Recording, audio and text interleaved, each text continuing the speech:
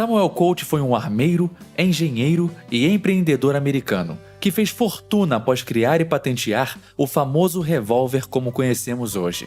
No dia 25 de fevereiro de 1836, o jovem Samuel, então com 21 anos, patenteou uma ideia que, para muitos historiadores, mudou a história mundial. Ele foi o inventor do revólver de 6 tiros com cilindro removível, o lendário Colt 45. Na sociedade em que vivia, os armamentos disparavam apenas uma munição por recarga. Colt teve essa ideia quando era marinheiro e observava o funcionamento do eixo tracionador de um navio. Então, ele pensou em anexar na arma de fogo um tambor que, após efetuado um disparo, girava e recarregava a arma, permitindo imediatamente um novo tiro. O slogan de sua arma era: Abraham Lincoln tornou todos os homens livres, mas Samuel Colt os tornou iguais. A ideia era que com uma arma não importava mais a força física de uma pessoa, pois todos tinham a mesma chance de ataque e defesa. Como um filho da Revolução Industrial, não é nada absurdo dizer que ele foi um dos homens que mudaram o curso da história para sempre. Antes dele, as armas eram pesadas, de pouca precisão, e só podiam efetuar um disparo por vez. E por isso, era comum as guerras se desenvolverem para batalhas campais, como eram na Idade Média, com muita pancadaria, sangue, o uso de armas brancas e tudo que uma batalha campal tem direito. Nesse tipo de conflito, a força física, a idade e o condicionamento são os diferenciais entre a vitória e a derrota. Só que tudo mudou quando Samuel a sua invenção revelou. Uma senhora anã com uma arma precisa e com 5 disparos é quase tão perigosa como um jovem adulto de 150 quilos de puro músculo com essa mesma arma. É interessante levantar que a venda de armas vem batendo recorde atrás de recorde nos Estados Unidos e no Brasil. Em terras tupiniquins, o crescimento na venda de cartuchos aumentou em 98% de janeiro a maio se comparado ao ano anterior, e em Trumplândia, o aumento foi de mais de 60%. E com detalhe para a quantidade de novos atiradores que entraram na brincadeira. Parece que ainda existe sanidade no mundo. Pessoas que não depositam sua fé no poderoso e benevolente Estado para sua própria proteção. Com a fala do presidente Bulbasauro, também conhecido como Bolsonaro, sobre armar a população, os ruminantes ficaram todos afoitos e já começaram a reescrever a história para favorecer suas narrativas, chegando a dizer o absurdo de que ditadores sempre armam sua população. Vamos a alguns fatos. Em 1918, o Conselho dos Comissários do Povo decretou a rendição das armas, onde todas as pessoas deveriam entregar suas armas de fogo, baionetas, bombas e espadas para o Partido Comunista Soviético. Mas é claro que os membros do partido eram pessoas especiais e iluminadas, eles ainda poderiam ter armas. Em 1919, a República de Weimar aprovou a primeira lei restritiva sobre armas de fogo na terra do bigodismo, que ordenava a entrega de todas as armas para o governo e dificultou muito a compra e o porte legal, lembrando bastante como é aqui em Banânia.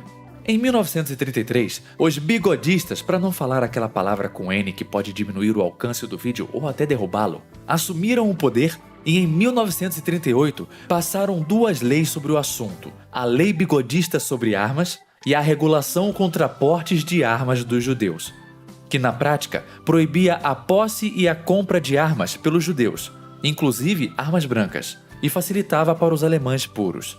Existe hoje a Associação Judeus pela Preservação da Posse de Armas de Fogo, e como o progressismo nos ensinou, devemos respeitar o lugar de fala das pessoas que foram oprimidas, não é mesmo?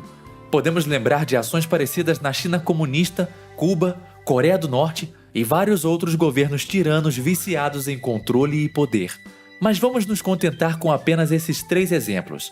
Talvez o Sr. Bovino Gadoso ainda não esteja convencido e argumente, mas é irrelevante ter armas contra exércitos profissionais. Isso é só justificativa para oprimir as minorias. Para rebater esse argumento, vou apresentá-los um pouco da história do Afeganistão, chamado por alguns historiadores de O Cemitério de Impérios.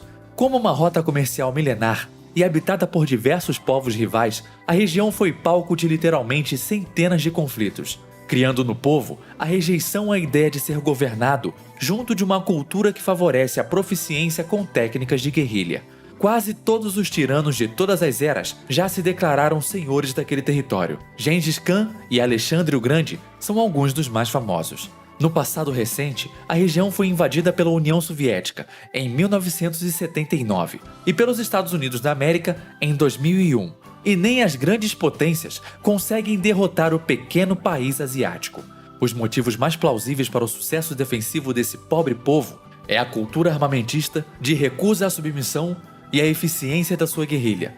Mais uma vez, o poder descentralizado se mostrando mais eficiente que grandes organizações hierárquicas. Esse é somente o exemplo mais famoso de como uma resistência armada é essencial para um povo livre. A resistência armada italiana, famosa pela adaptação da música Bella Ciao, foi responsável por perseguir e matar Mussolini em 1945. A resistência judia também não fica para trás. Estima-se que 25 mil judeus lutaram nas florestas europeias sabotando as ambições nazistas. A reimaginação dessa história dá origem ao filme Bastardos Inglórios de Tarantino. E quem poderia esquecer da Morte Branca, soldado e fazendeiro finlandês, responsável por mais de 500 baixas infligidas ao Exército Vermelho entre 1939 e 1940.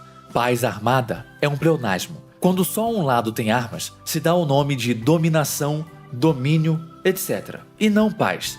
Veja o vídeo nesse canal chamado Desarmamento é uma opinião com uma arma, para entender um pouco melhor sobre o assunto. Cada pequena restrição ao acesso às armas na sociedade é um passo na direção da servidão. A liberdade se perde em fatias, como um salame sendo cortado por uma faca.